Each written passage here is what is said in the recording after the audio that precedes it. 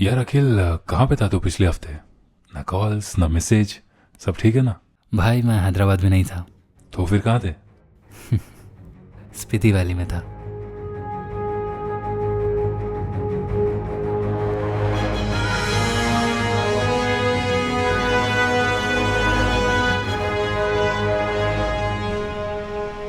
यार I have missed it. और बताओ, विंटर स्पीति का एक्सपीरियंस कैसा था? भाई मुझे यकीन नहीं हो रहा है कि मैं यहाँ पे हूँ। ला मैं खड़ा हूँ एक फ्रोज़न लेक में, हाई एल्टीट्यूड में हूँ, और जो नहीं करना था वही किया मैंने।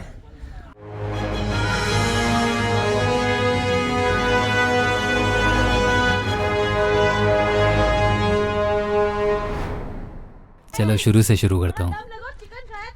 तो मैं था कसोल में। कसोल से शिमला तक सोलो सफ़र करने के बाद मैंने सोचा कि एक ग्रुप के साथ जुड़ जाना एक अच्छा आइडिया होगा, ज़्यादा मज़ेदार और सेफ भी। टाइम भी लिमिटेड था, सिर्फ 7 दिन में पूरा एक्सपीडिशन कंप्लीट करना था। और मैंने सुना है कि स्पीति में -20 तक टेम्परेचर है।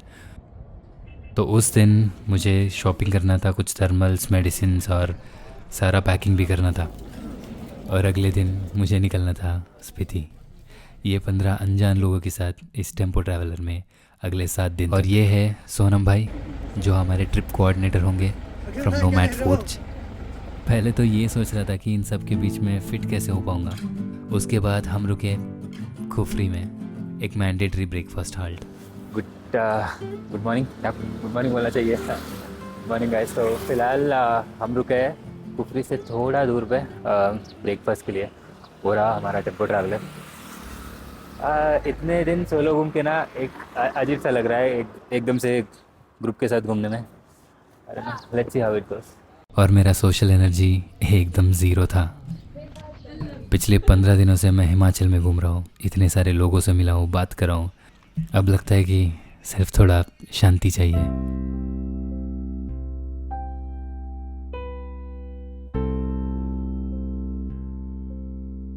और वहाँ से लैंडस्केप धीरे धीरे बदलने लगा। पहले ग्रीन माउंटेन्स, फिर वाइट स्नो। जैसे हम नारकंडा पहुँचे, हमें बर्फ़ दिखने लगा। सभी लोग एक्साइटेड थे स्नो की पहली झलक देखकर।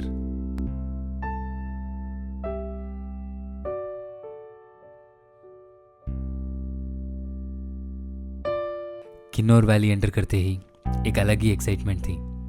उस दिन इंडिया वर्सेस न्यूजीलैंड का वनडे फाइनल भी चल रहा था, और पूरी ट्रैवलर कम्युनिटी मैच में लॉस थी। तो भाई हम लंच के लिए रुके हैं। इंडिया न्यूजीलैंड का मैच चल रहा है। सारे लोग उसमें ही पड़े हुए हैं।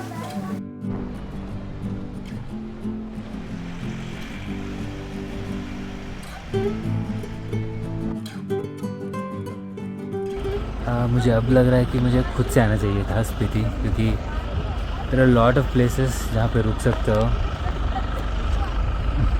एंजॉय कर सकते हो वैसे ब्यूटी देख के। I am missing a lot. ये सब चल ही रहा था कि हम पहुँच गए एक iconic location, India Tibet highway, जो दुनिया की सबसे डेंजरस हाईवेज में से एक माना जाता है। अगर मैं ना मिलूं, पहाड़ों में ढूंढ लेना।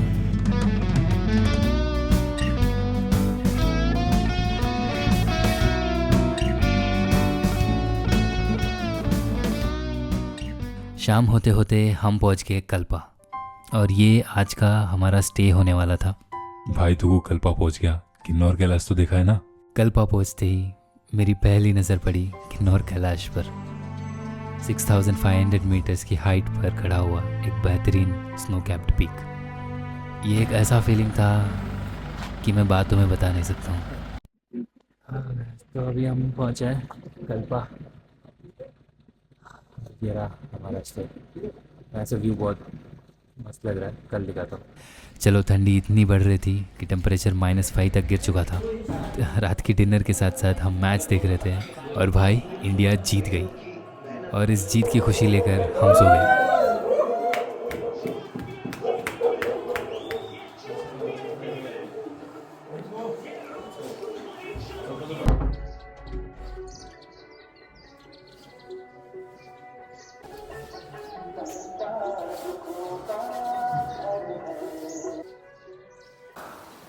ये जो मेरे पीछे दिख रहा है ना, वो है किन्नौर कैलाश। आऊँगा कभी उस पहाड़ पे भी ट्रेक करने, अगर महादेव का परमिशन होगा तो। हाँ भाई, मेरी हाथ जम रहे हैं। -2 -3 डिग्री अभी यहाँ पे। क्या करें, इतना सुंदर नज़ारा ड्रोन से तो कैप्चर करना ही पड़ेगा।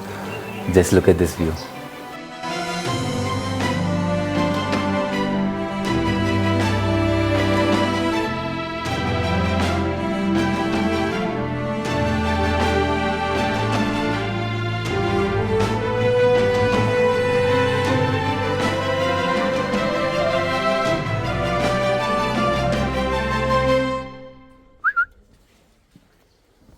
होटल मोनल, जहाँ पे हम रुके थे कल्पा में कल रात को, और यहाँ से निकल रहे टुवर्ड्स ताबो, और बीच में पड़ेगा एक फ्रोज़न लेक और कुछ चीज़ें भी है, मुझे भी नहीं पता। Let's go and explore. कल रात लेट पहुँचे थे कल्पा, तो इसलिए कल्पा का एक फेमस सुसाइड पॉइंट, मुझे मत पूछो यार सुसाइड पॉइंट फेमस क्यों होता है, पर हर जगह एक सुसाइड पॉइंट होता है। तो आज की जर्नी हम वहीं से शुरू किए।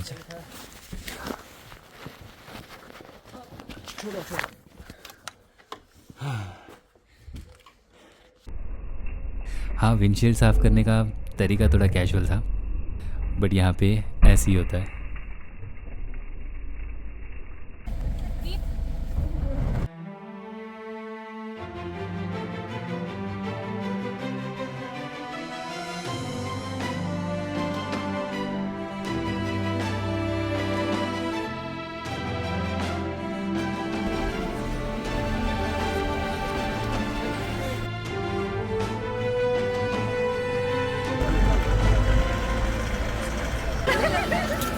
वैसे सोनम भाई, कहाँ पे हम? हाँ, मैं सुसाइड पॉइंट पे कल्पा में। यार, हर टूरिस्ट प्लेस में ना एक सुसाइड पॉइंट होता है, और लोग पागल होते हैं देखने के लिए, पता नहीं क्यों।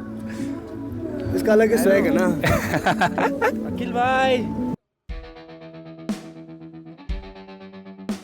एक्चुअली सुसाइड पॉइंट पे मुझे हंसना नहीं था और भागना भी नहीं था, पता नहीं यार, ये शॉट के लिए भागने लगा मैं।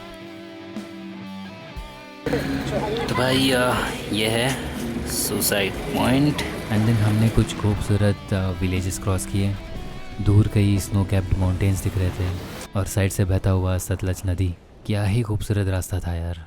उसके बाद बस में थोड़ा मस्ती, एंड देन हम रुक गए थे एक परमिट चेक पॉइंट पे। हवाओं की बातों में, नदिया की राहों में, चांदनी रात में, सूरज की रोशनी में मुसाफिर मिलूंगा, अगर मैं ना मिलूं पहाड़ों में ढूंढ पहाड़ों में, पहाड़ों में।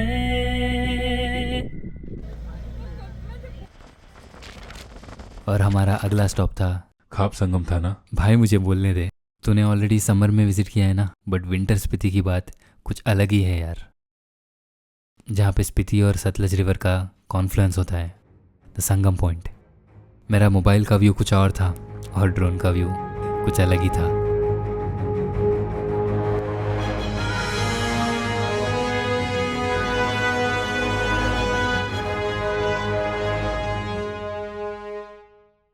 और यहाँ रुककर कुछ टाइम बिताया हमने, फ़ोटोज़ खींची। बोल रहा था ना खाप संगम, अगला स्टॉप क्या है ये भी बता दे। नाको विलेज, मोनेस्ट्री और लेक कवर कर रहे हो क्या? वो तो सही है, बट जो तूने देखा है और जो मैं देख रहा हूँ, उसमें ज़मीन आसमान का फ़र्क है। कभी फ्रोज़न लेक पे चला है तू? मैं तो भाग रहा था।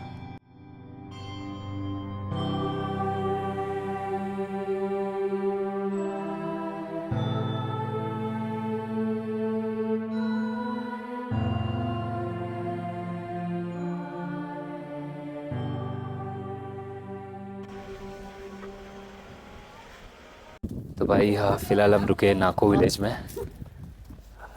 पैनोरामिक व्यू है यार, यहाँ पे नाको लेक है, फ्रोज़न लेक, तो वही देखने जा रहे हैं।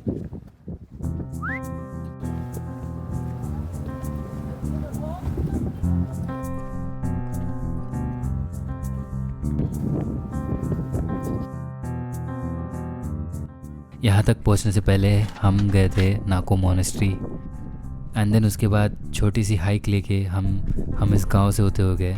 क्या ही खूबसूरत गांव था यार।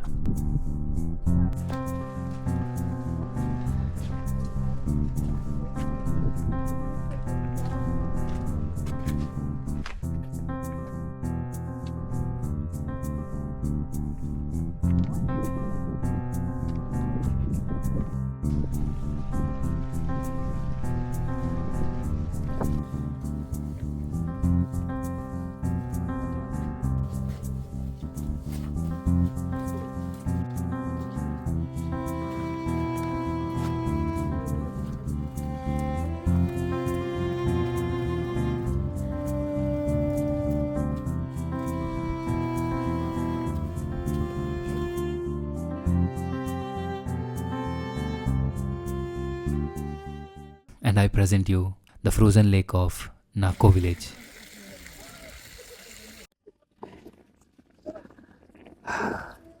सरम भाई आइडिया तो क्रेजी है, बट अगर मैं सो जाऊँ सो सकते हो, सो सकता हूँ ना? बस गिल्ला नहीं हो जहाँ थोड़ा जहाँ जब बर्फ ज़्यादा ना वहाँ बैठना। ओ भाई सो के ऐसे ड्रोन उड़ाऊंगा ऊपर। मजे से उड़ा सकते, मैन बोर्ड आएगा। Let's try.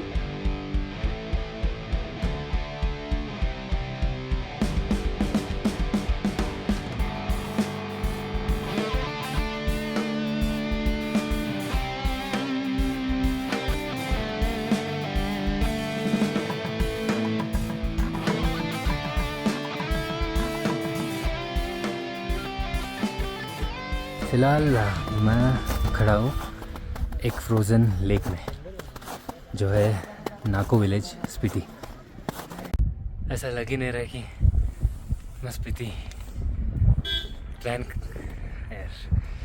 प्लान हो चुका है। मैं यहाँ पे हूँ। I can't believe this.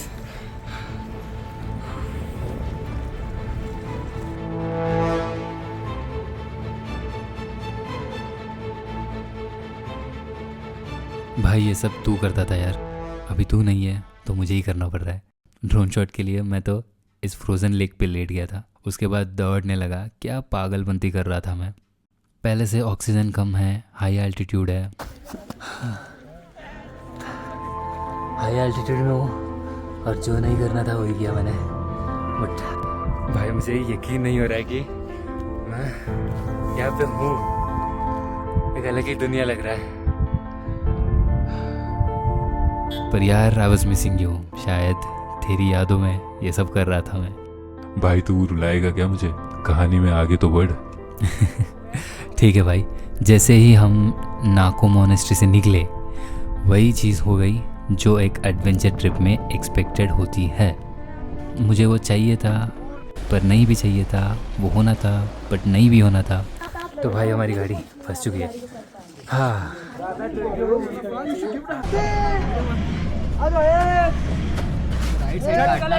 Right side काटना था उनको।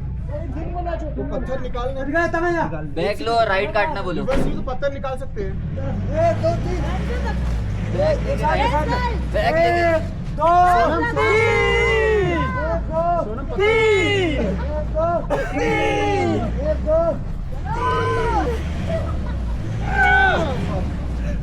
एक बार बैक करो ना, रिवर्स कर दे के राइट काटने दो। पत्थर निकालेंगे। गाइस, थोड़ा दम लगाओ, चिकन खाया तुम लोग इतना। वैसे मुझे देखना था अगर गाड़ी स्नो में फंस गई तो उसको बाहर कैसे निकालते हैं। हम सब ने मिलकर गाड़ी को बाहर निकालने की कोशिश की और फाइनली काफ़ी स्ट्रगल के बाद गाड़ी वापस रोड पे आ गई। इसका मतलब हम रोड पे आने से बच गए। ये एक मोमेंट था जो सफ़र को और मेमोरेबल बना के गया। हम बहुत सारे स्टॉप्स ले रहे थे और हमारे जो बस के यात्री थे एक बार उतर गए तो वापस नहीं आएंगे, और उस लिस्ट में आखिरी पर्सन मैं था। और अगले स्टॉप तक कोई रुकावट ना हो, इस वजह से हम बिना डिले किए ताबो की तरफ निकल पड़े।